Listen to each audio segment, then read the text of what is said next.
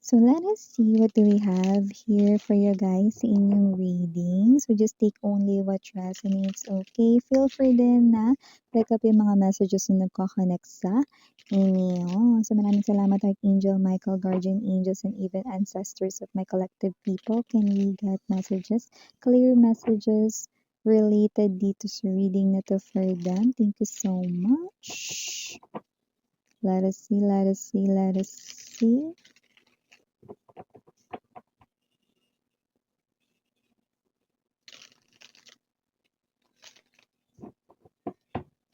Okay.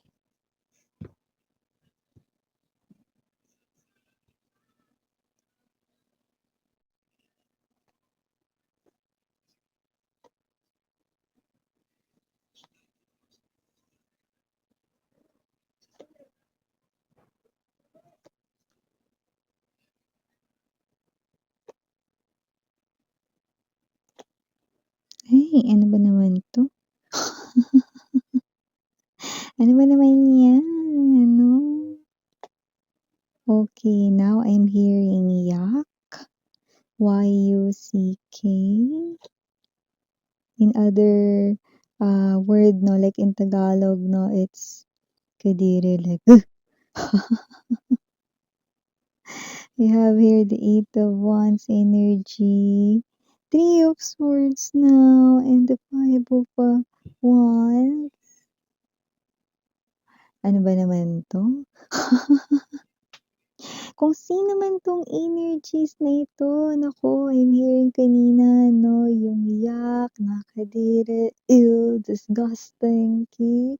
So, ibig sabihin kung sino yung nakakita sa kanilang dalawa 'no, ay nandidiri rito 'no, yung mga taong nakapaligid sa kanila, yung parehas sila ritong kilala 'no, or yung isang person sa kanila ay kilala mo 'no, nandidiri pati kamo yung bystanders 'no, yung mga passerby lang 'no, na hindi sila kilala rito like, yun oh.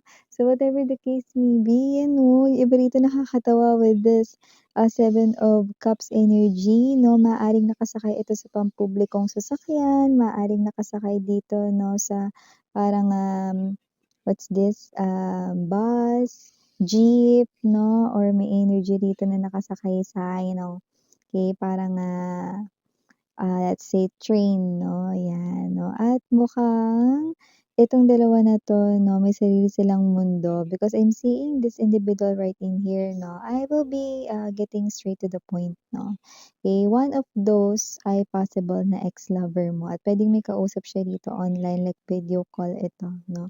So, I'm seeing actually 'no, your ex-lover kissing yung screen, 'yan 'no, screen ng kanyang phone 'no, kung sino man yung kausap niya rito 'no. Pero nandidiri like, ew, 'no, like yung iba nasa pampubliko rito 'no, na lugar ta's gano'n 'no. Yeah, I know.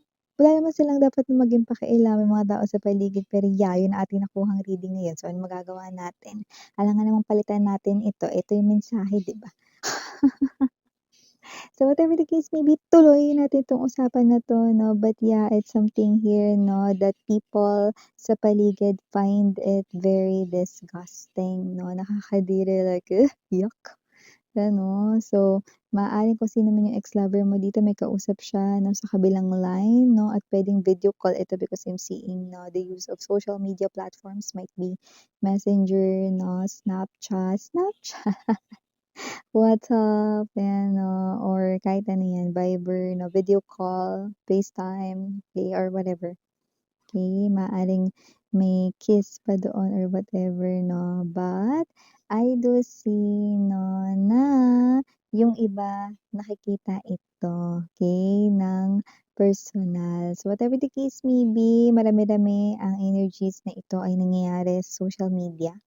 Okay, pero nakakita ng marami na ito ay nangyayari rito 'no, sa iyong ex-lover dito. So, ewan ko, pero may mga tao dito na kung kilala naman sila or kilala naman itong mga ito, yung person mo, ayaw nila dun sa kung sino yung kausap, yung babae, yung lalaki na yun. Might be third party na nakasira sa inyong relationship na yung mga tao dito medyo madami. Puwedeng mga kaibigan or family niya na hindi gusto yung relationship niya with that third party. Okay? Kasi may energy ng third party because may energy dito ng loss, abandoned with the Five of Coins energy. No? Ang dahilan kung ba't ka ginost ng ex-lover mo ay ang third party lumalabas dito, no? Or yung kinakausap niya rito, no?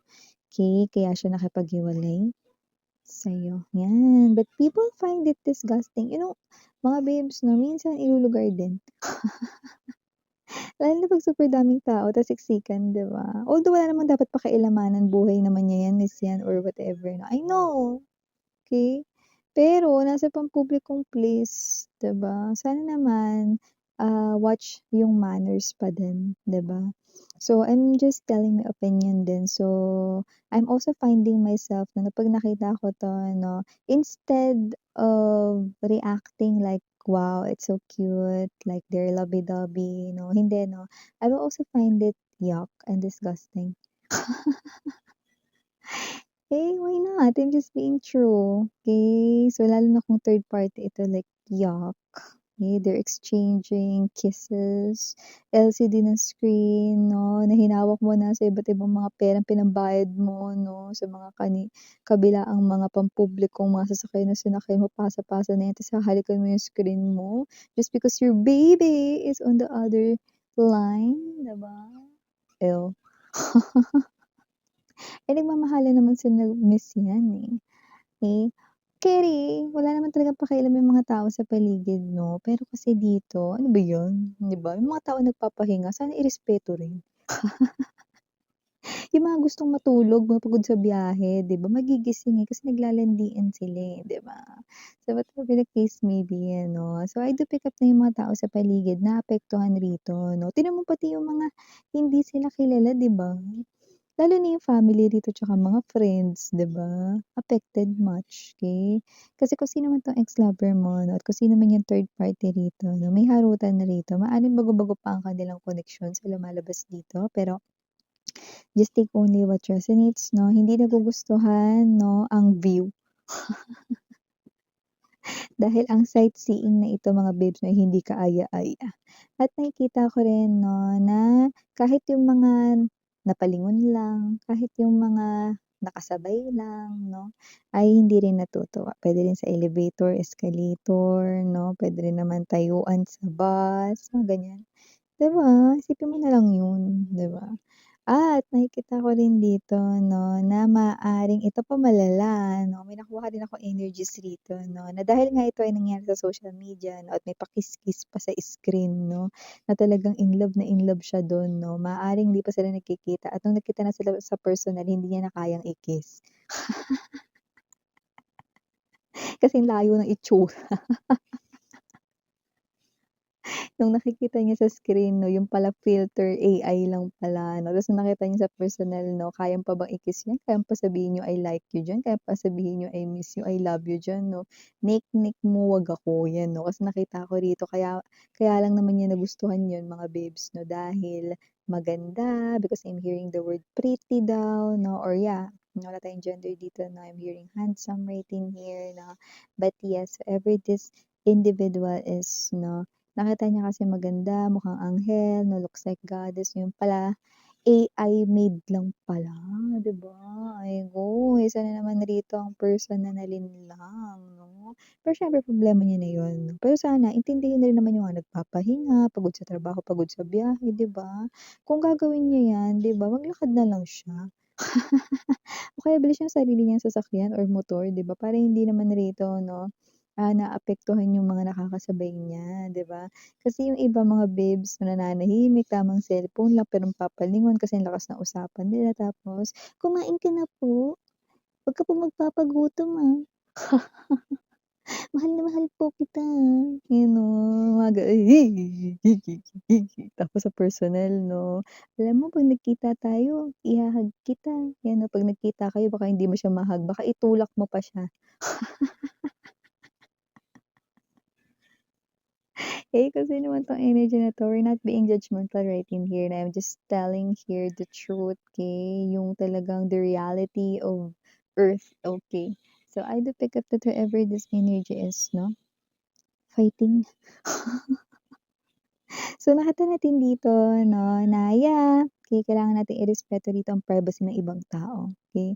And yes 'no, kahit hindi mga nagre-react yang mga 'yan 'no, kasi dapat wala silang maging pakialam dito 'no, or else masasabihan silang bitter or what, 'di ba? Okey, dapat magkaroon din tayo ng concern. Alam ninyo mga babes 'no, may mga countries na bawal maingay 'pag sumakay sa mga public places, sa mga train, bawal maingay, okey? So, dito lang talaga sa Philippines 'no, yung parang maingay. Yan nakikita natin dito, 'di ba? So, whatever the case may be, just take only what resonates. And also, nakita rin ako ng energy rito 'no, na hindi rin sila magtatagal niyan. 'Yan 'no, isa pang nakakahiya rito, pagtutumpukan sila ng anong pagtutumpukan? Pagtatampulan, tama ba? Ng issue ng concern 'yan, basta yun na yun 'no, ng tsismis rito, ng rumors, ng gossips na dahil hindi rin sila magtatagal, okey? Living together forever. Niknik nila, hindi yun mangyayari rito sa nakikita ko, okey? So, whatever the case may be 'no, kailangan niya nang i-end yung fantasies niya rito 'no, dahil nakikita ko dito that lalo na kung third party 'yan, walang happy ending sa third party, tandaan niyo 'yan 'no?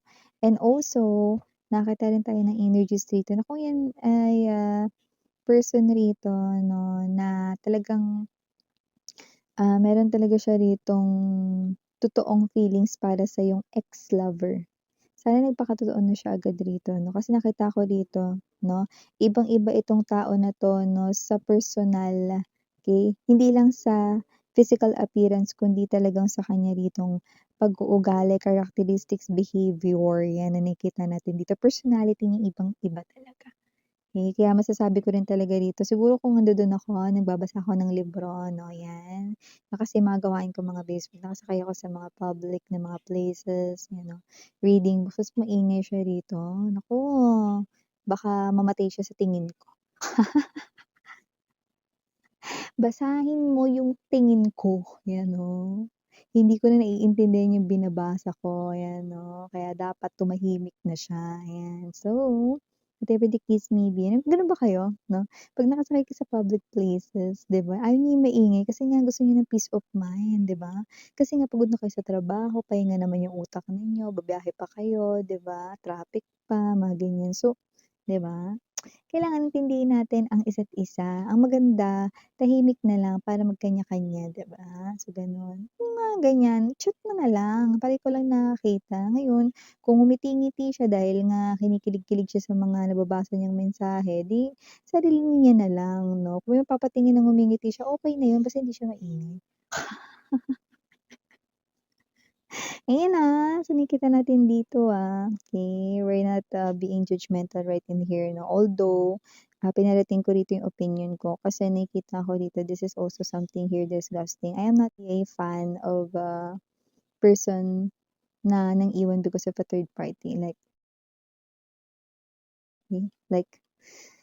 not a fan, okey.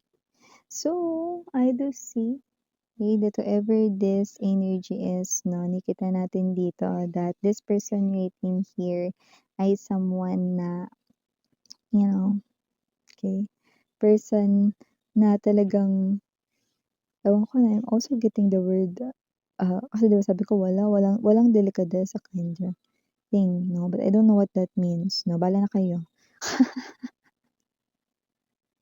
Pinabaya. So, nakikita natin dito 'no, that the third party here ay walang manners, okey?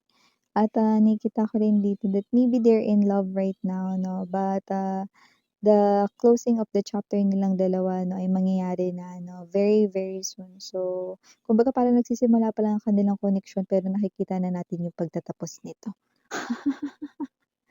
Otte, interesting, 'di ba? So, nakikita natin dito nasa bottom of the deck we have here this Eight of Wands right in here. Okay, Three of Swords and the Five of Wands. So, nakikita natin dito ang pagkaguluhan ng isip. There's confusion right in here. Now, maybe sa side ng iyong person dito upon seeing that other person. Okay?